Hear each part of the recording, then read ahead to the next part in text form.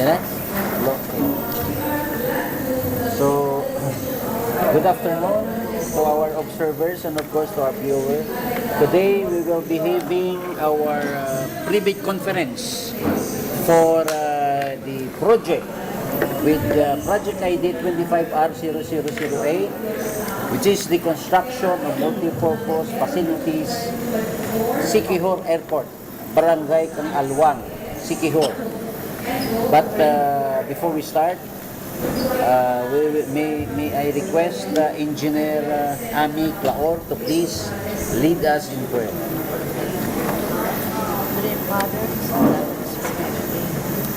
Dear Lord, we thank you for giving us another day to enjoy the life we have. Thank you for all the blessings you have given us today and during the past days. We thank you for being with us every step of the way and every situation we are in, and in everything we do as we go on with our procurement activities. Be with us and give us more knowledge to understand things we ought to know, so we may deliver the right project for the benefit of the majority of your people. Give us your divine love. Keep us safe in your loving hands. This we ask through your Son, Jesus Christ. Amen. Thank you, Ami.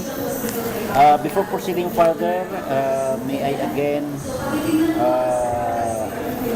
acknowledge the presence of our observers here in our venue, as well as our YouTube viewers.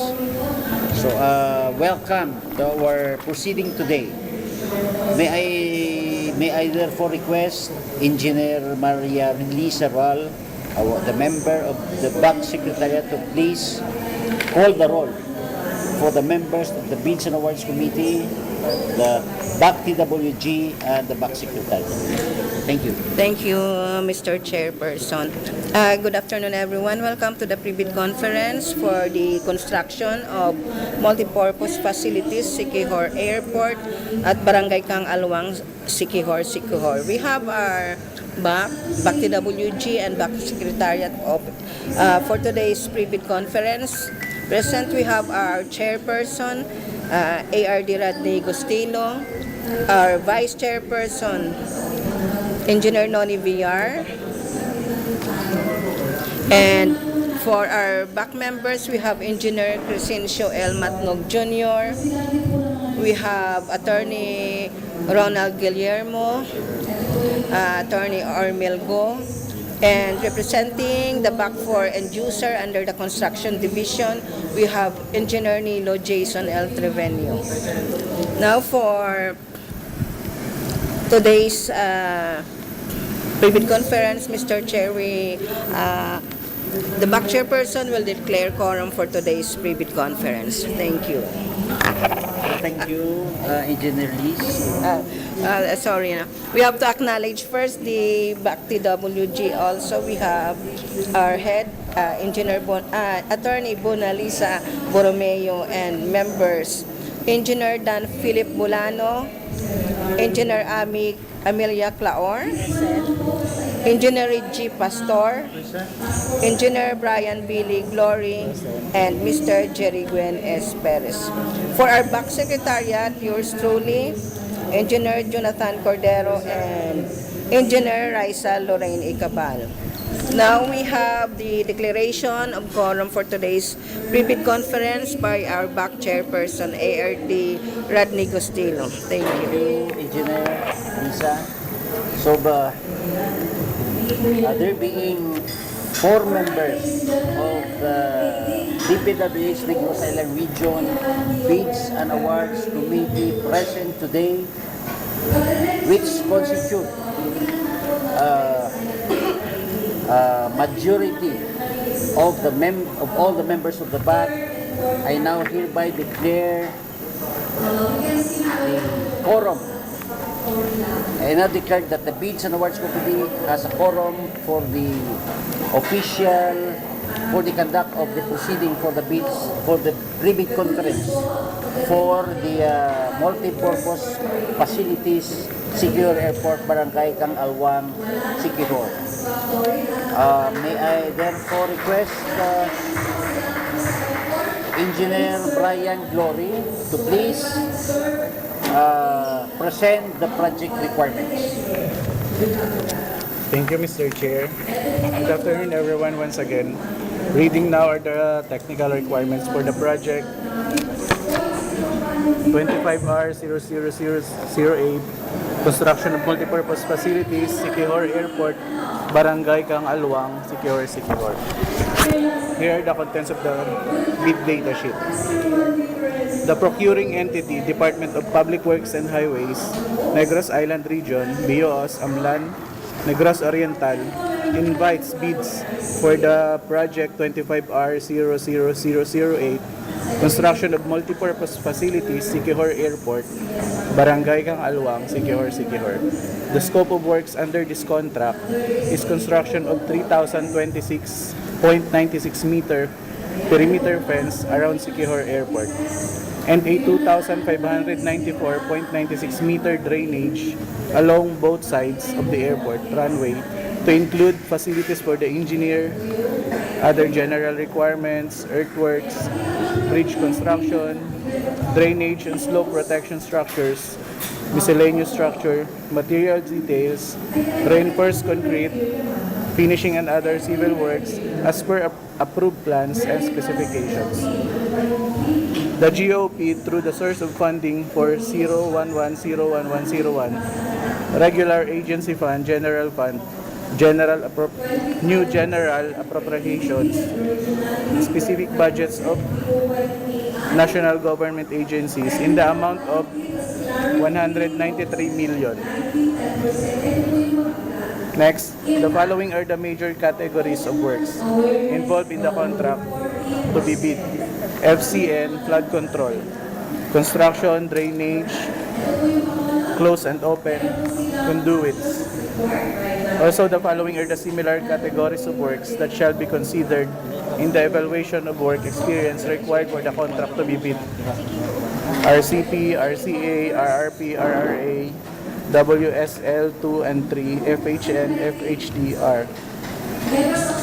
The procuring entity will hold a pre-bid conference for this project on July 22, 2020 at 2:30 p.m. at the conference room, DPWH Negros Occidental 1st District, Engineering Office, Matabang, Talisay City, Negros Occidental. Technical documents shall be book-bounded for manual submission of bids.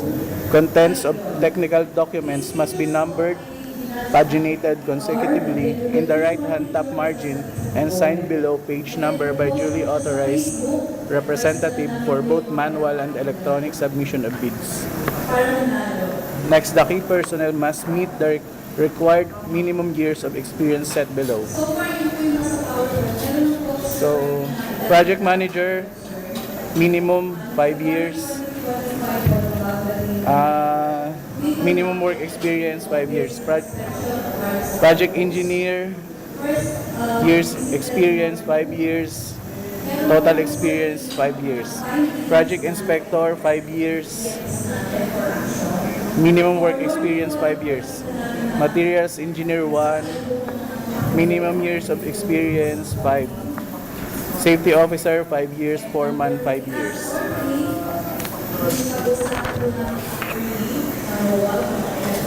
Here are the minimum major equipment requirements for the project. Low bed trailer with prime mover. Required units 1. Backhoe 0.80 cubic meter 1. Backhoe with breaker 0.80 cubic meter 1.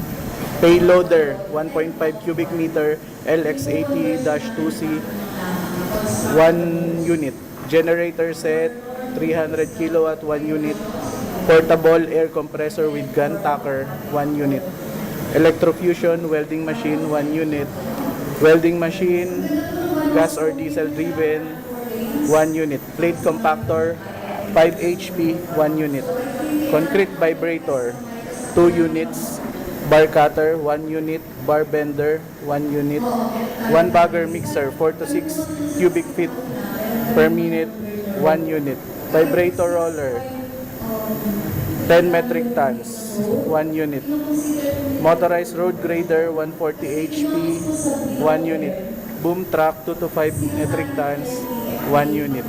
Water truck or water pump, 16,000 liters, 1 unit. Cargo truck, 9 to 10 metric tons, 1 unit. And dump truck, 12 cubic yards, 2 units.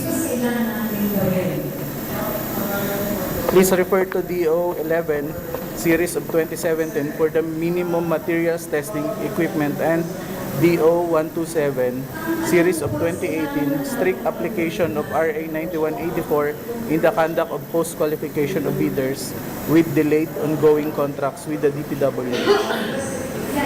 The complete technical description of pledged equipment, whether owned or leased, such as but not limited to the engine number, gear model, chassis number, plate number, production capacity, and load capacity, shall be indicated in the list of contractors' major construction and laboratory equipment units to be assigned to the contract, supported by the certifications of availability.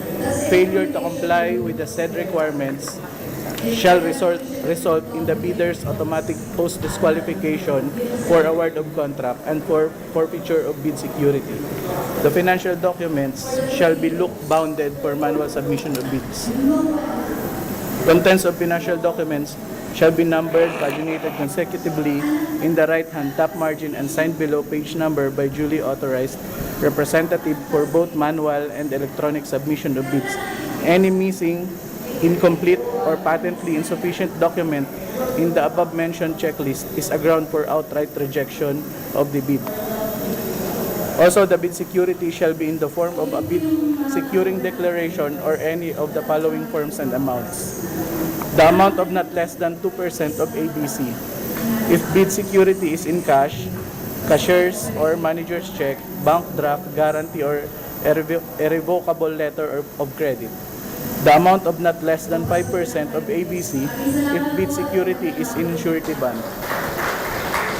Only authorized liaison officers whose name appears in the contractor's registration certificate, CRC, with the presentation of his or her company and government's issued ID shall be allowed to purchase and submit draft bidding documents. Bids for each project location shall not exceed the individual ABC.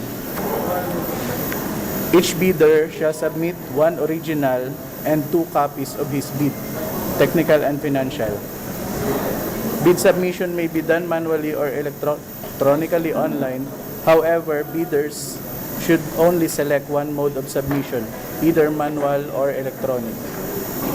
The address for the receipt of bids submitted manually is Conference Room, DPWH Negros Oriental 2nd District Engineering Office, where the NIR Regional Office holds a temporary office.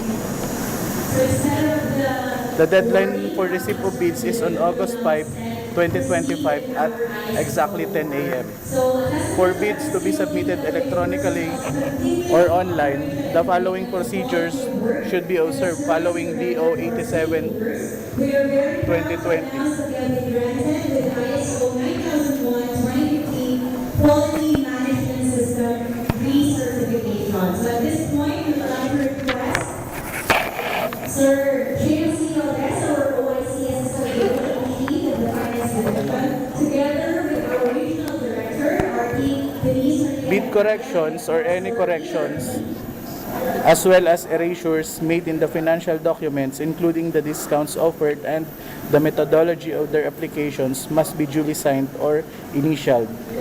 Additional contract documents relevant to the project that may be required by existing laws and or the procuring entity, such as construction schedule and S-curve, manpower schedule, construction methods, equipment utilization schedule, construction safety and health program approved by the DOLE, and other acceptable tools of project scheduling. Lastly, bidders with pickup license of medium B should attach their ISO 9001-2015 certification or its latest version per Department Order Number 110 dated June 26, 2024 on the implementation of 9001-2015 of ISO certification requirements for Launch A, Medium B, and medium A contractors in the procurement of infrastructure projects of the department starting July 1, 2025 with ARCC of more than 150 million pesos but less than 300 million pesos. That's all, Mr. Chair. So we have heard about the project requirements presented by Engineer Brian Glory. So may I request our YouTube viewers if they have any questions or clarification? Since there is none, may I request Attorney Bonalisa Borromeo, the head of the Technical Working Group, to present the eligibility requirements. Good afternoon. Thank you, Madam Chair. Per GPPB Resolution Number 15-2021, prospective bidders are required to upload and maintain current of the following eligibility documents in the PhilJEPS. A. Registration certificate, SEC or DTI registration. B. Mayor's or business permit or its equivalent document. C. BIR tax clearance. D. PCAB license and registration. And E. Audited financial statement. Any expired document among the aforementioned eligibility documents shall render the PhilJEPS Platinum Registration Certificate as automatically suspended, and its validity shall resume only once the said expired documents is already updated with PhilJEPS. For recently expired mayor's permit, the recently expired mayor's permit together with the official receipt as proof that a prospective bidder has applied for renewal within the period prescribed by the LGU shall be accepted by the PhilJEPS for the purpose of updating the PhilJEPS Certificate of Platinum Registration and Membership. Consequently, the prospective bidders shall maintain an updated and current PhilJEPS Platinum Registration and Membership in the Civil Works application. Prospective bidders with expired eligibility documents and have not yet updated the record and the CWA are advised to attach their newly updated Platinum Registration and Membership Certificate in the technical bid documents and not the updated particular eligibility Class A document to be considered eligible by the Bids and Awards Committee. Only authorized liaison officer or officers whose name appear in the contractor's registration certificate with presentation of his or her company and government-issued ID shall be allowed to purchase and submit or drop bidding documents. Bidding will be conducted through an open competitive bidding procedures using non-discretionary pass or fail criterion as specified in the 2016 revised Implementing Rules and Regulations of Republic Act 9184, otherwise known as the Government Procurement Reform Act. The contract shall be awarded to the lowest calculated responsive bidder who was determined as such during post-qualification. Interested bidders may obtain further information from the Department of Public Works and Highways, Negros Island Region, and inspect the bidding documents at Barangay, Cang, Sibulan, Negros Oriental, where the DPWH NIR holds temporary office during weekdays from 8 a.m. to 5 p.m. A complete set of bidding documents may be acquired by interested bidders from July 14 to August 5, 2025 at the given address and upon payment of the applicable fee for the bidding documents pursuant to the latest guidelines issued by GPPB in the amount of 50,000 pesos. It may also be downloaded free of charge from the website of the Philippine Government Electronic Procurement System or PhilJEPS and the website of the procuring entity, provided that the bidder shall pay the applicable fee for the bidding documents not later than the submission of their bids.